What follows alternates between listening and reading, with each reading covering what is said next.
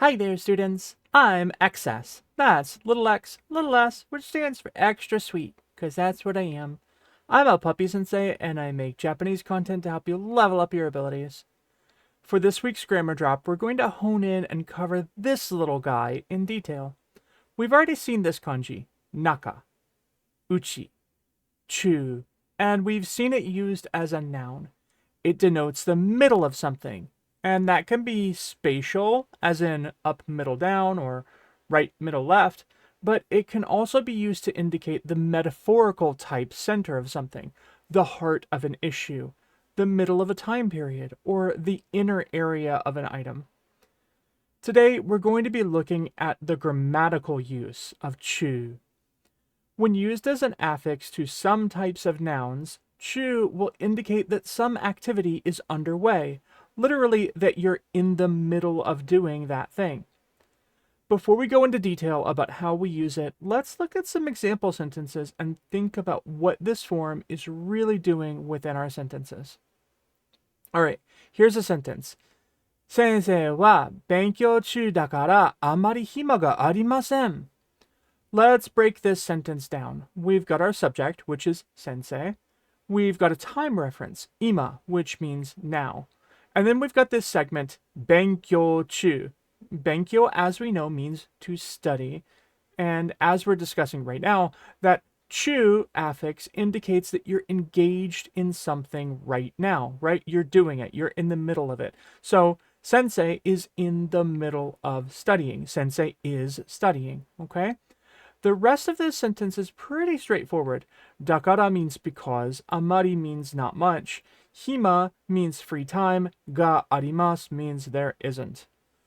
Alright, let's put a pin in this sentence, and I want to look at another sentence for comparison, okay? 皆さんの意見はまだ検討中です. This sentence honestly isn't actually all that different from our previous sentence. What are we actually seeing here? Minasan means everyone. Minasan no iken is like everybody's ideas, everyone's notions, or perhaps in this context, it's something like everyone's contributions. And then we have mada kento chu. Kento kind of means something like to deliberate over or to consider. And then the mada segment here is telling us that something is still ongoing. It's still happening, hasn't been finished yet. So, mada kento chu means some deliberations are still underway. They're happening now. We're still thinking about it. Eh? Now, the presence of des at the end of this sentence actually tells us that with that chu ending, we have to have created a noun. And that sort of makes sense because we've got a cluster of 3 kanji all together here, right, with no hiragana. And when we have kind of a bigger kanji cluster with no hiragana, we know that no conjugation is going to be possible. So, therefore, this can't be a verb. And that means that we have to end our sentence with des, it is, to sort of naturally close off our sentence, right? The des is indicating it is the fact that it's currently under consideration. Yeah? I want to quickly compare these two sentences just because I really want to show you something, okay? So we've got our two sentences. 先生は今勉強中だからあまり暇がありません. And 皆さんの意見はまだ検討中です. Actually, now that I look at it, just for ease of understanding, I want to chop these sentences down just a little bit so that they're a bit simpler. All right? So, new sentence. 先生は今勉強中です. Sensei is studying right now. Okay, easy. And 意見はまだ検討中です. The ideas are currently under consideration. All right, so now we've basically just chopped the sentences down into really manageable little chunks. And they still make really good sense, right? Sensei wa ima benkyou chu desu. Sensei is studying right now. Iken wa mada kento chu. The ideas are under consideration. Okay, I'm gonna perform a little bit of sensei magic here because I want to show you a little thing. Sensei wa ima benkyou suru. And 意見は mada kento suru. All right, well, what have we done here? I've replaced the chu desu ending with both of these sentences, and I've given you suru instead. They've become very simple statements. I am now, or I regularly engage in some activity, right? It's just a suru verb. And from this, we can actually better understand something about the grammatical use of that chu ending. It attaches to nouns that are also able to become pseudoverbs. The important thing to understand here is that that chu ending is going to attach to the noun form of a pseudo verb, right? It's a pseudo verb, but without the pseudo. So it only attaches if that pseudo verb is in the noun form. Chu cannot attach to a verb. And I think that we get why. Because if you were to attach chu to a pseudo verb, then you're going to end up having kanji, hiragana, that's conjugatable, and then kanji. You're going to end up with a bit of a mess where you kind of create a kanji compound which has a conjugating hiragana bit in the middle, and that just gets confusing, right? So we don't have to worry about conjugating these kinds of forms, because basically what we've done is we've just created a sentence in which what we're saying is we are engaged in something because we're in the middle of it.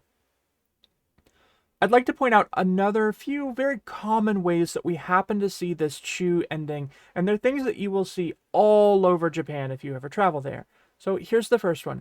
This phrase, eigyo chu, is seen all over Japan, and it's seen on shop signs.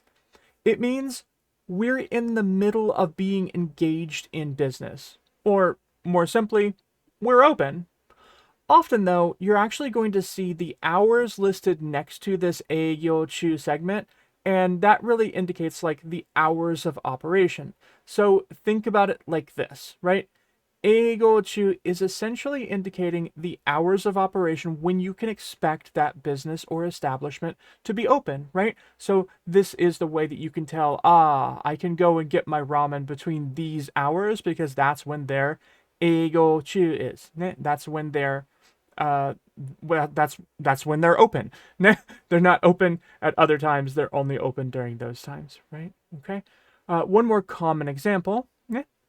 Seisochi. No, that doesn't have anything with your content being wholesome. Well, okay, yeah, no, it sort of does. It sort of does. But this is the cleaning underway sign. Ne? Seisochi, right? You might see this propped up somewhere in a public space, like outside a bathroom in Japan, to indicate that cleaning is underway, and therefore you should use caution so that you don't slip or get in the way of the person doing the cleaning.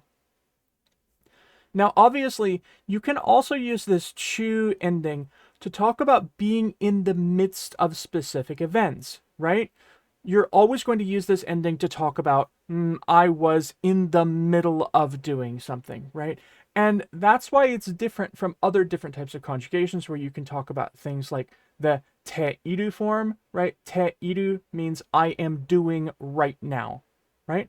But with this chu ending, it might not be the case that you're doing something right now. It might not be the case that you're engaged in something in that exact moment. You might want to talk about past times. So the chu ending is really, really helpful for talking about things that happened in the past. Tatoeba, for instance, we might have a segment like this. Kodomo jikan chu. That means something like at the time that I was a child, right? Kodomo jikan, the time of being a child. Kodomo jikan chu, during that time. Now, granted, jikan isn't a pseudo verb exactly, and before we kind of defined chu as attaching to pseudo verbs without the pseudo. But this jikan is still a noun, and it's specifically a time noun. So chu here is able to apply because it describes being in the middle of a particular time period. While that's technically not an activity, I think that we can definitely think that Kodomo jikan is a period of time in our life that we can describe using this chu form. And you can do this with any different kind of jikan, right? So you could say something like kurasu jikan chu or shikenji kanchu during the time of the exam, something like that, right? Well, anyway, I hope you learned a lot today about how to use this chu ending. Thank you so much for dropping in. Please do me a favor and like and subscribe, maybe even recommend this video to your friends, and do all of the YouTube stuff as well. It helps me out a whole lot. Until next time, mata raishu!